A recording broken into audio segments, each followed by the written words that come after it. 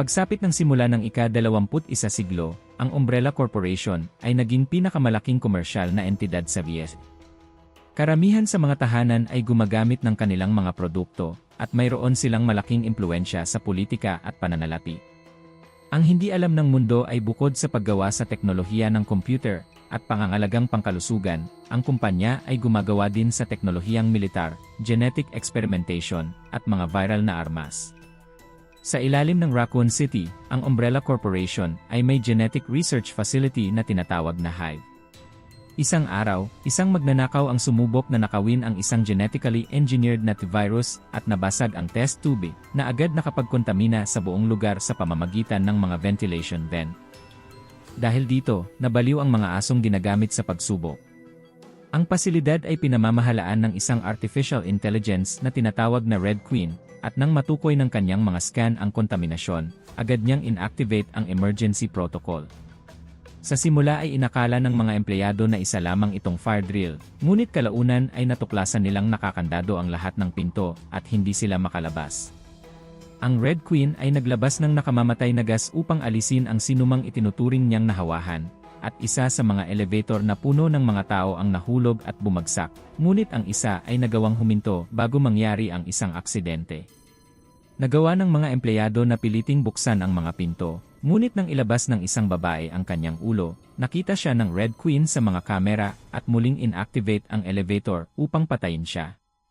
Sa isang mansyon sa lungsod, nagising si Alice sa isang mamahaling banyo na walang alaala kung sino o nasaan siya. Ang tanging nag-flashback sa kanya ay ang pagkahimatay sa gitna ng kanyang pag-shower dahil sa isang bagay sa dingding. Pagkatapos magbihis, naglakad-lakad siya sa silid upang maghanap ng mga clue at nakakita ng isang sulat tungkol sa kanyang mga panaginip, ngunit nang sumulat siya sa ibaba nito, nakumpirma niyang hindi iyon ang kanyang sulat kamay. Nakakita rin siya ng isang drawer na puno ng mga armas sa ilalim ng isang electronic lock, at isang litrato ng kanyang araw ng kasal kasama ang isang lalaking hindi niya nakikilala. Biglang nakarinig si Alice ng kakaibang ingay at lumabas upang imbestigahan ito para lamang itulak pabalik sa loob ni Matt. Nang sandaling iyon, isang elite military force ang pumasok sa bahay mula sa mga bintana at inaresto si Matt kahit pinipilit niyang pulis siya dahil hindi nila makita ang kanyang pangalan sa sistema.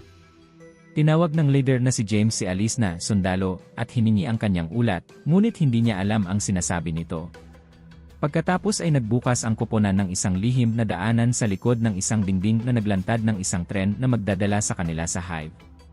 Inayos ni Rain ang ilang mga kable upang gumana itong muli, at nang makasakay na ang lahat, sinuri nila ang isang nakakandadong pinto at natagpuan ang walang malay na si Spence.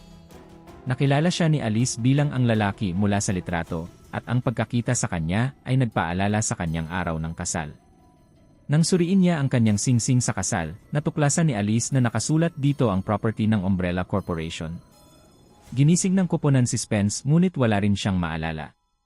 Ilang sandali pa, iniwan ng tren ang grupo sa Hive. Humingi ng mga sagot si Alice, kaya ipinaliwanag ni James na lahat sila ay nagtatrabaho para sa Umbrella Corporation at ang mansyon ay nagsisilbing emergency entrance sa Hive. Sina Spence at Alice ay mga security operative na inilagay doon para protektahan ang pasukan, peke ang kanilang kasal at bahagi lamang ng kanilang cover. Upang mapanatiling lihim ang Hive, naglabas ng nerve gas ang security system ng bahay, ngunit hindi nila alam kung gaano katagal ang mga side effect nito. Nakatulong ito kay Alice na maalala na nasa shower siya nang magbukas ang isang panel sa dingding at pinahimatay siya gamit ang gas. Gumamit ang koponan ng mga espesyal na kagamitan upang piliting buksan ang emergency door at pasukin ang Hive habang alam nilang pinapanood sila ng Red Queen. Dahil sira ang elevator, dumaan ang koponan sa hagdanan at natuklasang bumabaha sa lugar dahil sa ilang love tank, kaya kakailanganin nilang humanap ng ibang ruta papunta sa pangunahing sistema. Ipinaliwanag ni James na ilang oras na ang nakalipas, ikinandado ng Red Queen ang mga pinto at pinatay ang lahat ng mga empleyado, ngunit hindi nila alam kung bakit, kaya ipinadala ng Umbrella Corporation ang koponan upang i-shutdown ang Red Queen. Biglang naantala ang kanilang pag-uusap nang makakita sila ng isang katawang lumulutang sa mga love tank, na tila nakakabahala kay Matt, at sumumpa siyang nakakarinig siya ng kakaibang ingay mula sa mga ventilation shaft. Napansin ni Spence na nilalamig si Alice at ipinahiram sa kanya ang kanyang jacket. Nang magdampi ang kanilang mga kamay, nakita ni Alice ang mga alaala ng kanilang pagiging malapit na parabang totoo ang kanilang relasyon. Naisip ni Alice kung may naalala si Spence, ngunit sumagot itong wala. Nang makahanap ang koponan ng bagong ruta, ay nagpatuloy sila, at pagkaalis nila, nagising ang katawan sa tangke.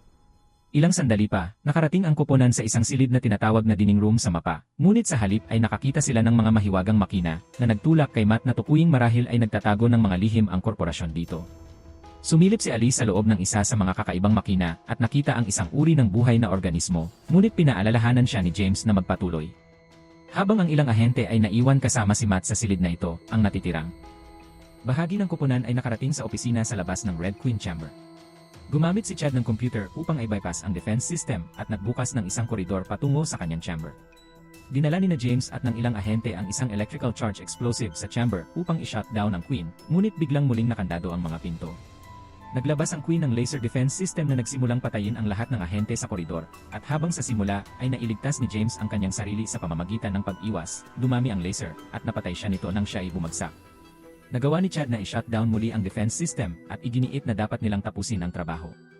Tinulungan siya ni Alice na dalhin ang explosive sa chamber, kung saan lumitaw ang Red Queen bilang isang holographic na representasyon ng anak ng head programmer upang subukang pigilan sila.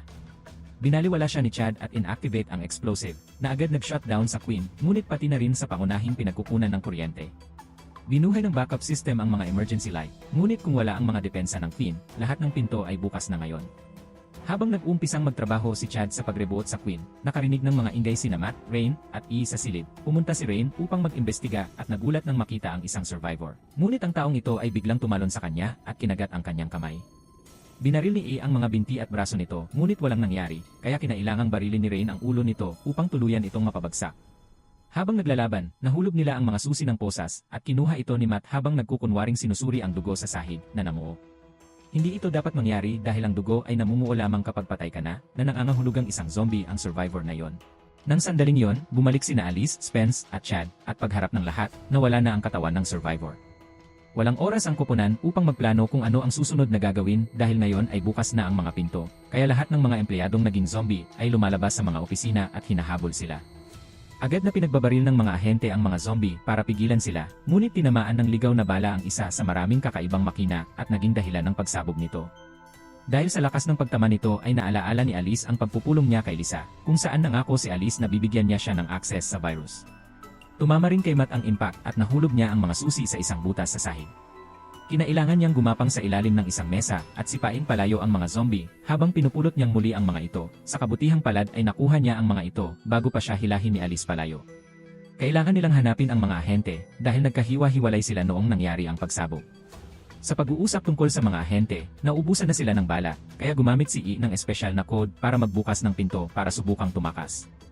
Sa kasamaang palad, ang koridor sa likod ng pinto ay puno ng mga zombie at hinila nila si E papasok sa karamihan para patayin siya. Sumigaw at umiyak si Rain para sa kanya habang hinihila siya ni Chad at Spence bago muling isara ang pinto. Samantala, isang halimaw na kilala bilang likor ang nakatakas mula sa isa pa sa mga makina. Nagsimulang maghanap ng ligtas na labasan si Alice at nawalay kay Matt sa daan. Kalaunan ay natagpuan niya ang mga laboratorio at napansin ang maraming hawla na may mga butas sa kanilang mga pinto. Natuklasan niya kinalaunan na naging mga zombie rin ang mga aso at nandito sila ngayon para atakihin siya. Nagmamadaling nagtago si Alice sa isang opisina para lamang atakihin ng isang tao na zombie. Sa kabutihang palad, gumana ang kanyang mga instinct at madali niya itong nabugbog. Isang bagong alaala ang pumasok sa kanyang isip na nagpapaalala sa kanyang pagsasanay dahil isa rin siyang ahente. Isang security guard ang natalo niyang zombie, kaya kinuha ni Alice ang baril nito at ginamit ito upang habulin ang mga aso. Pinagbabaril niya ang lahat hanggang sa maubusan siya ng bala, at dahil may natitirang isang aso, tumalon siya at pinatumba ito gamit ang isang napakalakas na sipa. Samantala, nakarating si Matt sa mga opisina at hinanap ang mesa na pag-aari ni Lisa. Ginulat siya ng isang zombie nang magsimula itong hampasin ang mga bintana, ngunit hindi ito pinansin ni Matt at nagsimulang maghanap sa mga file. Nang sandaling iyon, isang bagong bisita ang dumating, ito ay si Lisa, na mabilis na nilapitan ni Matt para sa isang reunion, upang matuklasan na isa rin itong zombie. Sinubukan siyang atakihin ni Lisa, ngunit biglang dumating si Alice at pinatumba siya gamit ang isang mabigat na dekorasyon sa mesa. Na-trigger muli ang flashback nang makita ni Alice ang mukha nito, at naalaala niya ang pag-aalok ng virus at mga access code kapalit ng isang halaga. Ipinaliwanag ni Matt na kapatid niya si Lisa at hindi talaga siya pulis, kumuha lang siya ng peking E upang pasukin ang hive. Alam ng magkapatid na gumagawa ng iligal na pananaliksik ang Umbrella Corporation patungkol sa mga viral at genetic na uri at gusto nilang ibunyag ito sa media. Dapat sanang magnanakaw si Lisa ng sample ng virus sa tulong ng isang contact na magbebenta sa kanya ng mga access code, ngunit hindi niya ito nagawa. Sa tingin ni Matt ay pinagplanuhan siya, at napaisip si Alice kung siya ang nagtaksil kay Lisa, ngunit hindi niya sinabi kay Matt na siya ang contact. Pagkatapos, tumakbo sina Alice at Matt patungo sa chamber ng Queen kung saan nagtatago ang mga ahente, at isinara ang pinto sa likod nila bago pa sila maabutan ng mga zombie. Ang opisinang ito ay isang dead end dahil may mga zombie sa likod ng bawat pinto, at iminungkahi ni Spence na maaari silang maghintay rito hanggang sa dumating ang backup. Sa kasamaang palad, hindi ito maaari, magsasara ang mga blast door na dinaanan nila mula sa mansyon pagkaraan ng isang oras, kaya kung hindi sila makakalabas bago yon, hindi na sila kailanman makakalabas dahil ang paglalaman ng kontaminasyon ang pangunahing prioridad. Nagpasya si Alice na dapat nilang buhayin muli ang Red Queen dahil siya lang ang nakakaalam kung paano makaalis dito. Nag-aalangang sumunod si Chad sa kanyang utos at agad nakipag-ugnayan sa kanila ang Red Queen. Ipinaliwanag nito na ang virus ay ginawa para sa mga layuning militar at na kaya nitong muling buhayin ang mga patay na katawan sa pamamagitan ng maliit na electrical charge sa utak. Gusto lang kumain ng mga zombie na ito at ang pagwasak sa kanilang mga ulo ang tanging paraan para patayin sila. Maaaring maipasa ang virus sa pamamagitan ng paglipat ng dugo, ibig sabihin ang isang kalmot o kagat ay sapat na para maging zombie rin. Itinuturing ng Red Queen na nahawahan si Rain at ayaw siyang payagang umalis, dahilan para magalit si Rain, ngunit nagbanta si Alice na isya-shut down muli ang Queen kung hindi ito tutulong. Ibinunyag ng Queen ang isang lihim na pinto patungo sa mga maintenance tunnel. Pagkatapos ng ilang minutong paglalakad-lakad, naramdaman ni Spence na tila umiikot lang sila, ngunit pinaalalahanan siya ni Rain na ito na lang ang ruta nila. Biglang dumagsa ang maraming zombie sa mga tunnel, at kinalaban sila ni Alice ng mano-mano, habang ang ibang kasamahan naman sa grupo ay nagsimulang umakyat sa mga tubo para makalayo. Natigilan si Rain nang makita niya si E sa kumpol ng mga zombie, ngunit lumalabas na isa rin itong zombie, at kinagat siya nito, kaya kinailangan ni Rain na barilin siya para tuluyan na siyang mamatay. Nang nakaakyat na ang lahat sa mga tubo, sinubukan ni Alice na tingnan ang mga sugat ni Rain, ngunit isinumpa nitong maayos lang siya. Maingat na naglakad ang grupo sa mga tubo para maghanap ng labasan habang pinipilit ng mga zombie na abutin sila mula sa ibaba. Ligtas na nakapasok sina Rain, Matt, at Spence sa isang tunnel, ngunit nang tatawid na sina Alice at Chad, nasira ang tubo. Tumalon si Alice at sakto sa oras siyang hinawakan ni Matt at Spence, at hinila siya paatras habang sinisipa niya palayo ang mga zombie. Sa kasamaang palad ay nahulog si Chad sa gitna ng pangkat ng mga zombie, at habang pinagbabaril ni Alice ang ilang zombie para bigyan siya ng pagkakataong makaakyat sa ibang tubo, ang pagsagip sa kanya ay mapanganib na. Sinabihan sila ni Chad na umalis na kahit wala siya, at pag-alis ng grupo, nag-isip siyang tapusin na ang lahat para sa kanyang sarili. Nagbago ang kanyang isip at ginamit ang huling bala para barilin ang isang zombie, sinasabihan ang mga halimaw na kailangan nilang paghirapan ang kanilang pagkain bago siya gumapang papasok sa isang butas.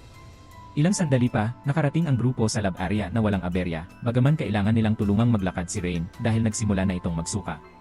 Natigilan si Alice nang bumaha sa isip niya ang mga alaala at may naalaala siyang sobrang mahalaga. Ginawa ng mga siyentipiko ang virus pati na rin ang lunas. Sinabi niya kay Matt na alam niya ang lahat ng ito dahil nakawinsanan niya ang virus at siya ang contact ni Lisa, ngunit hindi siya sigurado kung siya rin ang nagtaksil dito. Hinanap ni Alice ang lunas sa isang baha na opisina, ngunit sa kasamaang palad ay walang laman ang lahat ng lalagyan. Nagdulot din ng pag-alala kay Spence ang pagpasok sa lugar na ito. Sinubaybayan niya si Alice noong kausapin nito si Lisa at nalaman niyang magtataksil ito sa umbrella. Noong araw ng pagpaplano, nilihis niya ang atensyon ni Alice sa pamamagitan ng pagkumbinsi rito na magkaroon ng matalik na sandali ng magkasama. Pagkatapos ay nag-iwan si Spence ng isang sulat para magmukhang romantiko ito, ngunit habang natutulog si Alice, palihim siyang pumasok sa hive para nakawin pareho ang virus at ang lunas. Siya ang nakabasag sa isa sa mga test tube. Sa kasalukuyan, napansin ni Alice na kakaiba ang kilos ni Spence at naghihinala siya, lalo na nang makakita ito ng baril sa ibabaw ng mesa. Nakuha ito ni Spence bago pa man si Alice at itinutok ito sa grupo habang inaalok si Alice na sumama sa kanya. Naisip niyang maibebenta nila ang virus at ang lunas upang magkaroon ng marangyang buhay, ngunit tinanggihan siya ni Alice at ipinaliwanag na gusto lamang niyang nakawin ang virus para pigilan ang umbrella, hindi para palawakin ang kanilang negosyo. Iniisip ni Spence na inosente sina Alice at ang magkapatid sa pag-aakalang kaya nilang pigilan ang ganoong kalaking korporasyon, at nang magtanong si Rain, inamin ni Spence na nakatago sa tren ang virus at ang lunas. Biglang lumabas ang isang zombie mula sa tubig at kinagat si Spence, ngunit mabilis niya itong pinatay gamit ang ilang putok, pagkatapos ay iniwan niya ang lab at isinara ang pinto upang makulong ang grupo. Nang sandaling iyon, nakipag-ugnayan sa kanila ang Red Queen at isinambit na naayos na niya ito. Bumalik si Spence sa tren at natagpuan ang kahon na itinago niya doon kanina, ngunit nang ituturok na niya sa sarili ang lunas, natagpuan siya ng liquor, na agad siyang pinatay. Ipinakita ng Red Queen ang pag-atake sa lab screen, at ipinaliwanag na ito ay isa sa mga unang eksperimento ng korporasyon na nagawa sa pamamagitan ng pag-iniksyon ng virus ng direkta sa buhay na tissue. Ang resulta nito ay hindi matatag, ngunit ngayon na kumain ang liquor ng bagong iyan magmumutate ito at magiging mas malakas. Maaaring ibigay ng Red Queen ang code para buksan ang pinto, ngunit gagawin lang niya ito kung papatayin muna nila si Rain dahil matagal na siyang nahawahan para gumana pa ang lunas. Pinakiusapan ni Rain si Alice na gawin na yon dahil ang isang buhay na mapapahamak ay mas mabuti kaysa tatlo at lalong naging mapilit ang pagmamakaawa niya nang lumitaw ang nagmutate na liquor sa labas ng lab na patuloy na hinahampas ang pinto. Kinuha ni Alice ang isang emergency axe mula sa pader, ngunit sa halip na pukpukin si Rain, sinira niya ang screen na ginagamit ng Red Queen para kausapin sila. Biglang namatay ang kuryente sa buong hive at bumukas ang pinto ng lab na nagpakita kay Chad na nag-shutdown sa Queen tulad ng pangako nila na gagawin kung hindi siya tutulong. Kasabay nito, tuluyang nabasag ng liquor ang salamin, kaya tumakbo ang grupo sa pinto hanggang sa makabalik sila sa tren. Nang lapitan ni Alice ang bangkay ni Spence, nagising itong isang zombie at sinubukan siyang atakihin, ngunit madaling napatay ito ni Alice gamit ang palakol bago ihulog ang kanyang singsing. Nakatakas ang grupo sakay ng tren at ininiksyonan sina Chad at Rain ng lunas. Pagkatapos ay ibinigay ni Rain kay Alice ang kanyang relo, na nagpapahiwatig na mayroon na lamang silang 8 minuto para makaalis sa lugar bago siya mawalan ng malay. Sandaling inakala ni Alice na patay na si Rain at kinuha niya ang baril kung sakaling maging zombie ito, ngunit muling binuksan ni Rain ang mga mata niya at tiniyak na ayos lang siya. Biglang yumanig ang tren, ang liquor ang pilit na pumasok. Sa pamamagitan ng pagkalmot sa mga dingding ay nagawa nitong sugatan si Matt, pagkatapos ay pinunit nito ang panlabas na pinto ng control room para patayin si Chad. Agad na isinara ni Matt ang panloob na pintong naghihiwalay sa kanila mula sa control room, ngunit umakyat ang liquor sa likod ng tren at itinulak ang huling pinto para makapasok. Binaril ito ni Alice ng ilang beses, ngunit hindi sapat iyon, at hinawakan ng liquor ang binti niya gamit ang dila nito habang pinaghahampas ito ni Matt ng mga tubo. Hindi sapat ang pampalo na ito para saktan ito, ngunit kahit papaano ay nagamit na ni Alice ang isang tubo upang saksakin ang dila ng liquor at bitagin ito. Noong sandaling iyon, tuluyan na ring naging zombie si Rain at inatake si Matt. Matapos ang pagpupumiglas, nagawa ni Matt na itulak siya palayo at barilin siya sa ulo. Pagkatapos ay binuksan niya ang pinto sa sahig para ihulog ang liquor sa riles ng tren na nagresulta sa pagkasunog nito. Nagluksa si Alice para kay Rain bago inagaw ang kahon na may lunas at lumabas ng tren kasama si Matt at nakarating sa mansyon bago tuluyang isarado ulit ang mga pintuan. Ngayong ligtas na sila, pinayagan ni Alice ang kanyang sarili na umiyak ng may buong pag-akusa sa sarili dahil nabigo ang kanyang mga kaibigan. Sinubukan ni Matt na kumbinsihin siyang hindi niya ito kasalanan, ngunit bigla siyang nakaramdam ng sobrang sakit mula sa kanyang sugat. Naghanda na si Alice na iniksyonan siya ng lunas, ngunit bigla na lang may dumating na grupo ng mga siyentipiko ng Umbrella. Napansin nilang nagmumutate si Matt kaya kinuha nila ito para gamitin sa programang Nemesis. Sinubukan ni Alice na lumaban para sa kanya, ngunit siya ay pinatulog at ipinadala sa quarantine. Dinala si Alice sa ospital ng Raccoon City habang isang mahiwagang boses ang nag-anunsyo na muli nilang bubuksan ang hive upang imbestigahan ang mga nangyari roon. Pagkaraan ng ilang panahon, nagising si Alice sa isang examination table na nakakabit sa isang kakaibang makina. Matapos tanggalin ang lahat ng kable mula sa kanyang katawan, humingi siya ng tulong, ngunit walang sumagot. Bukas pa rin ang mga security camera, ngunit anino lamang ang dumadaan. Gumamit si Alice ng syringe na may kanyang dugo upang puwersahang buksan ang electronic lock at nakatakas mula sa silid, ngunit natuklasang walang tao rin sa buong ospital. Nang makalabas siya, nadiskubre ni Alice na ang Raccoon City ay naging isang apokaliptik na tiwangwang na lugar. Ibinunyag ng mga pahayagan na may mga nagwawalang zombie, kaya kumuha si Alice ng shotgun mula sa isang sasakyan ng pulis at handang makaligtas sa kanyang susunod na pakikipagsapalaran. Kung nagustuhan mo ang movie recap natin ngayon, don't forget to hit like, subscribe, and hit the notification bell. See you sa next Chan Movie Recap. Thank you.